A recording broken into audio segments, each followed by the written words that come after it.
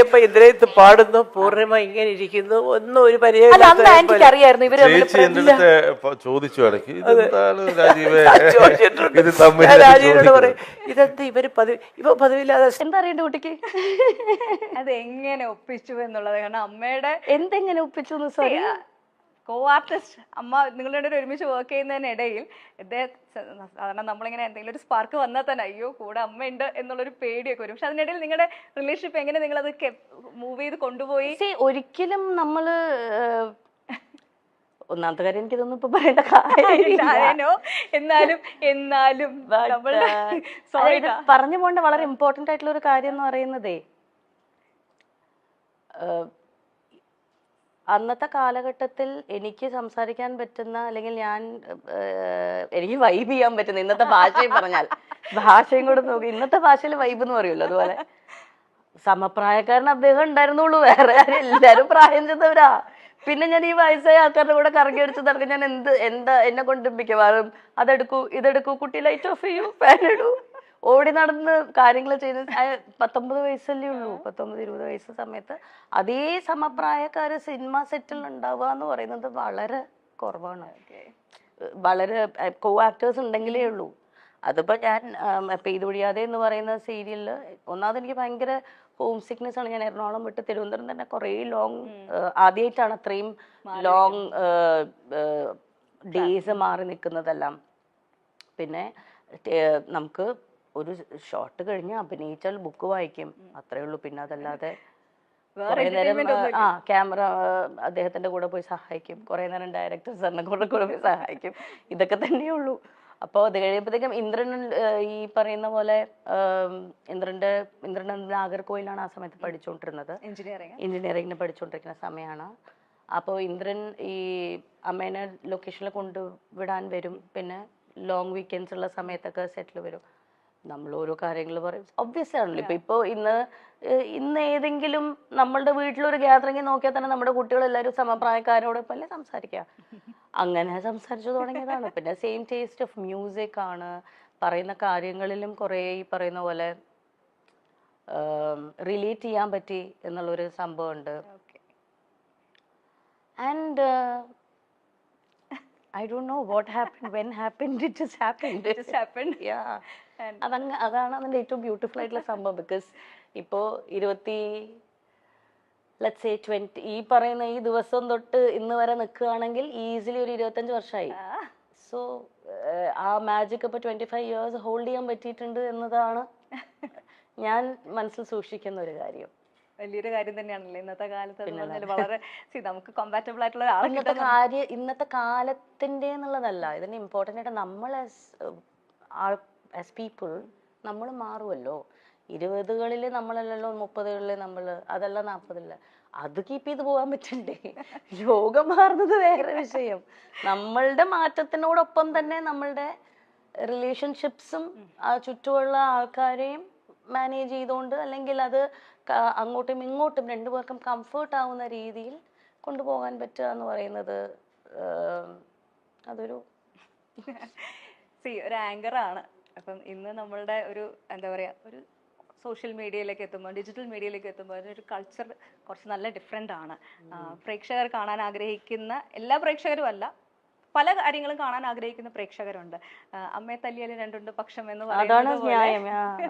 ഇപ്പൊ ഞാൻ ചില സമയത്ത് എനിക്ക് പേഴ്സണലി വലിയ ഇൻട്രസ്റ്റ് ഉണ്ടാവില്ല ഇങ്ങനെ ഒരു കാര്യം ചോദിക്കാനായിട്ട്, പക്ഷെ എന്റെ ജോലിയുടെ ഭാഗമായിട്ട് ചിലപ്പോൾ ഞാൻ ചോദിക്കുകയും ചെയ്യും.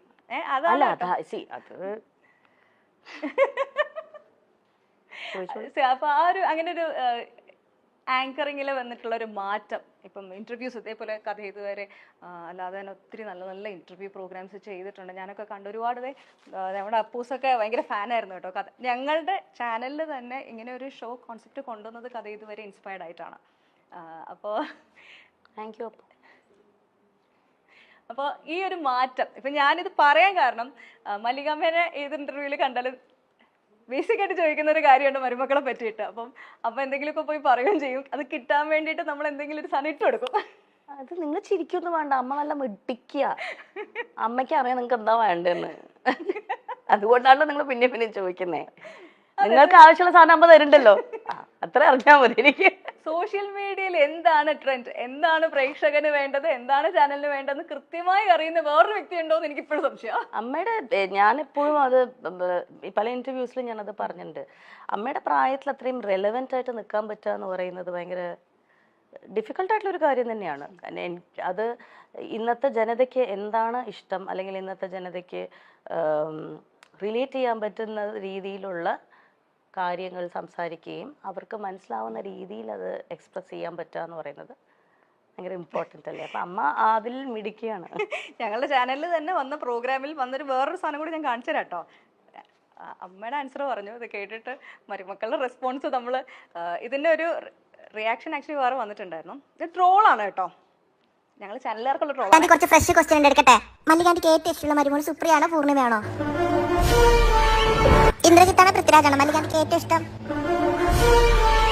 അടുത്തത് റാപ്പിഡ് ഫയർ ആണ്. 3 ആളുടെ പേര് പറയാം, അതിൽ ഒരാളുടെ പേര് മല്ലികാന്റി പറഞ്ഞേ പറ്റുള്ളൂ. മല്ലികാന്റിക്ക് ഏറ്റവും ഇഷ്ടമുള്ള പേരക്കുട്ടികൾ ഇവരിൽ ആരാണ്? അലങ്കൃത, പ്രാർത്ഥന, നക്ഷത്ര. ഇഷ്ടമില്ലാത്തത് പറയാട്ടാ.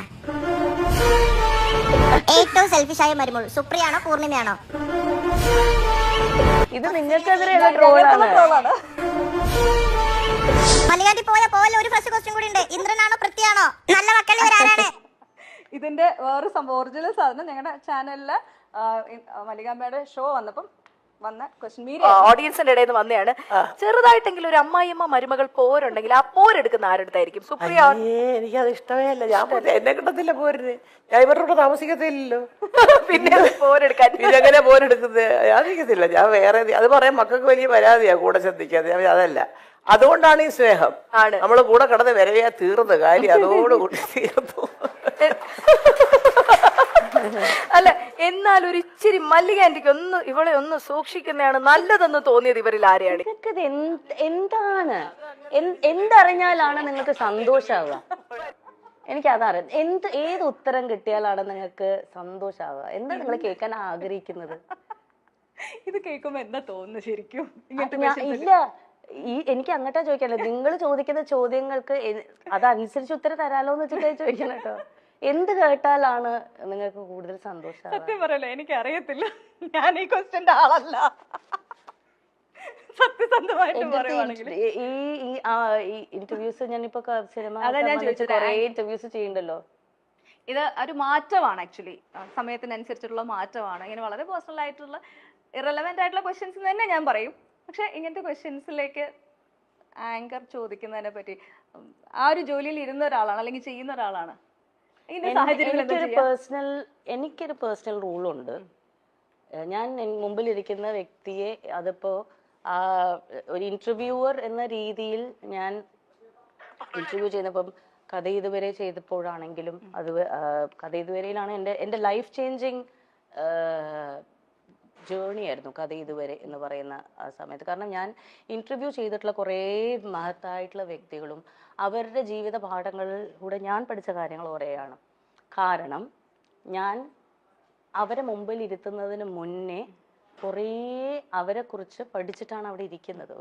ഒരു പ്രോപ്പർ ഹോംവർക്ക് ചെയ്ത് ഒരാഴ്ചയോളം അവരുമായി മാനസികമായി സഞ്ചരിച്ചിട്ടാണ് നമ്മൾ ഒരു ഇന്റർവ്യൂവിന് അവരെ കൊണ്ടിരുത്തുന്നത്. ആ സമയത്ത് എനിക്ക് ആ മുമ്പിലിരിക്കുന്ന വ്യക്തിക്ക് ഏറ്റവും ഉചിതമായിട്ടുള്ള അദ്ദേഹം അവിടെ ഇരിക്കുമ്പോൾ അദ്ദേഹത്തിൻ്റെ മനസ്സിൽ ഓർത്ത് വെക്കാൻ പറ്റുന്ന സന്തോഷം, അല്ലെങ്കിൽ അദ്ദേഹത്തിന് സന്തോഷം കൊടുക്കുന്ന കുറച്ച് നിമിഷങ്ങൾ മനസ്സിൽ കൊടുക്കണം എന്നത് മാത്രമേ ഞാൻ വിചാരിക്കാറുള്ളൂ. എൻ്റെ ഇന്റർവ്യൂവിനെ കുറിച്ച് ആലോചിക്കുമ്പോൾ മുമ്പിലിരിക്കുന്ന വ്യക്തിക്ക് ഒരു സന്തോഷവും സമാധാനം ഉണ്ടാവണം. ഞാൻ എൻ്റെ ഏറ്റവും ട്രൂ സെൽഫായിരുന്നു അവിടെ, അല്ലെങ്കിൽ എനിക്ക് എൻ്റെ മെമ്മറബിൾ മൊമെൻ്റ് ആയിരുന്നു ഞാൻ ഈ ഇന്റർവ്യൂവിൽ സ്പെൻഡ് ചെയ്യാൻ പറ്റിയത് എന്ന ആ ഒരു ഹോസ്റ്റിന് ആ ഒരു ഗസ്റ്റിന് ഫീൽ ചെയ്യിപ്പിക്കാനുള്ള രീതിയിലുള്ള ഇന്റർവ്യൂസേ ഞാൻ പ്ലാൻ ചെയ്യാറുള്ളൂ. ഒരിക്കലും മുമ്പിലിരിക്കുന്ന വ്യക്തിയെ ഡിസ്റെസ്പെക്ട്ഫുൾ ആയിട്ട് അവർക്ക് അൺകംഫർട്ടബിൾ ആയിട്ടുള്ള രീതിയിൽ ചോദിക്കരുത് എന്ന് തന്നെ എനിക്കൊരു പേഴ്സണൽ ആയിട്ടുള്ള അതെൻ്റെ പേഴ്സണൽ സംഭവമാണ്.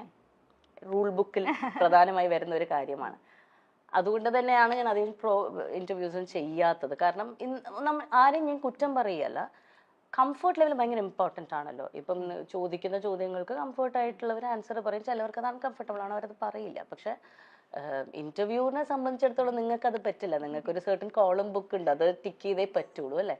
എനിക്ക് അങ്ങനെ ആരില്ല. ഞാൻ ചെയ്തിരുന്ന ഷോയിൽ എനിക്ക് പേഴ്സണൽ ആയിട്ടുള്ള ഒരു സ്വന്തമായി പറയാറുണ്ട് ഞാൻ ഇന്ന കാര്യങ്ങൾ ചെയ്യില്ല, ഞാൻ ഇന്ന രീതിയിലേ ചെയ്യുള്ളൂ എന്ന് എനിക്കതേ സ്വന്തമായി തന്നെ. പറ്റുള്ളൂ. എനിക്കതേ പറ്റുള്ളൂ. കാരണം എനിക്ക് ഒരാൾ അൺകംഫർട്ടബിൾ ആക്കാൻ പറ്റില്ല.